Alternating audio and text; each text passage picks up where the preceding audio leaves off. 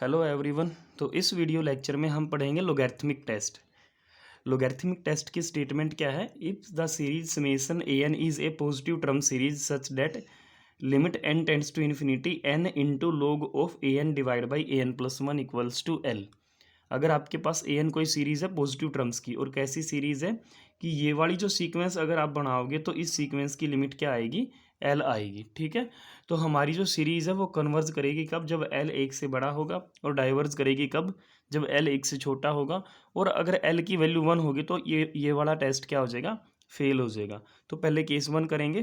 Case one में हमने क्या लिया? अगर एल एक से बड़ा नंबर है तो जैसे हमने राबेज टेस्ट में किया था सेम प्रोसेस रहेगा इसको प्रूफ करने का। एक रियल नंबर हमने चूज़ कर लिया पी। पी कैसा नंबर है? जो कि एल से छोटा नंबर है। ठीक है, एल पी से बड़ा है और पी वन से बड़ा है। अब यहाँ पे भी हमने एक बी एन डिफाइन की, एक term b n equals to one by n की पावर पी। अगर हम इस बी एन का यूज़ करके एक सीरीज़ बनाए समेशन वन बाई एन की पावर पी, तो ये जो सीरीज़ है ये क्या करेगी? ये कन्वर्ज करेगी। क्यों करेगी converge? By p test. P test क्या था? अगर यहाँ पे एन की जो पावर में पी लिखा हुआ है ये एक से बड़ा नंबर है तो ये सीरीज़ कन्वर्ज करेगी। और अगर ये एक या एक से छोटा नंबर है तो ये सीरीज़ क्या करेगी? डाइवर्ज करेगी। तो जैसे राबेज टेस्ट में लिखा था सेम स्टेप्स सेम लाइंस चलेंगी। ये सीरीज़ कन्वर्ज कर जाएगी कब? जब a n over a n plus one is greater than b n over b n plus one for all n. अब हम यहाँ पे क्या करेंगे? वैल्यूज़ पुट करेंगे। ठीक है, तो बी एन की जगह और बी एन प्लस वन की जगह हमने वैल्यू पुट करी, तो हमें वहाँ से क्या मिलेगा? N plus one divide by n की पावर पी। तो हमारी सीरीज़ कन्वर्ज कर जाएगी जब ये वाला रेशो ग्रेटर देन हो जाए इस वाले रेशो से। ठीक है, अब हम क्या करेंगे? यहाँ पे हमने यहाँ पे क्या किया? दोनों तरफ लॉग अप्लाई कर दिया। जब हम लॉग अप्लाई करेंगे तो यहाँ पे क्या बनेगा? Log a n over a n plus one, और इधर क्या बनेगा? Log one plus one by n सारे की power p for all n. अब लोगैरिथम की प्रॉपर्टी होती है कि log x की पावर अगर m है तो हम क्या लिख सकते हैं? m into log x. तो यही हमने यहाँ पे किया है। p को हमने आगे शिफ्ट कर दिया, इंटू में क्या कर दिया? log of one plus one by n for all n. ठीक है, अब हमने क्या किया? दोनों तरफ n से मल्टीप्लाई कर दी। और हम इसी तरीके से क्यों कर रहे हैं? क्योंकि यहाँ पे गिवन है कि n into log of a n over a n plus one की वैल्यू क्या है? लिमिट क्या है इसकी? l है। तो हम लेफ्ट साइड में यही सेम टर्म कंस्ट्रक्ट करेंगे। तो हमने क्या किया? दोनों तरफ n से मल्टीप्लाई कर दिया, n into log of a n over a n plus one into greater than n into p into. अब यहाँ पे क्या किया? लोगैरिथम की ये प्रॉपर्टी होती है लोग को एक्सपेंड कैसे करते हैं। तो log one plus one by n को हमने क्या लिखा? वन बाई एन माइनस, यहाँ इसको हम एक्सपेंड कर सकते हैं log of one minus x के फॉर्मूले से। तो लॉग ऑफ नहीं one plus x, log of one plus x का क्या फॉर्मूला होता है? X minus x square divide by two plus x cube divide by three and so on.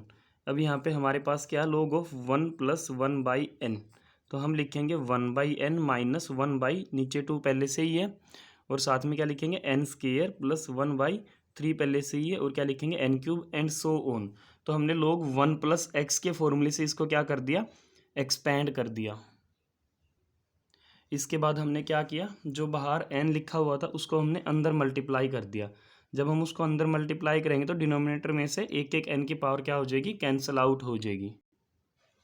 अब हमने क्या किया? दोनों तरफ limit n tends to infinity करा।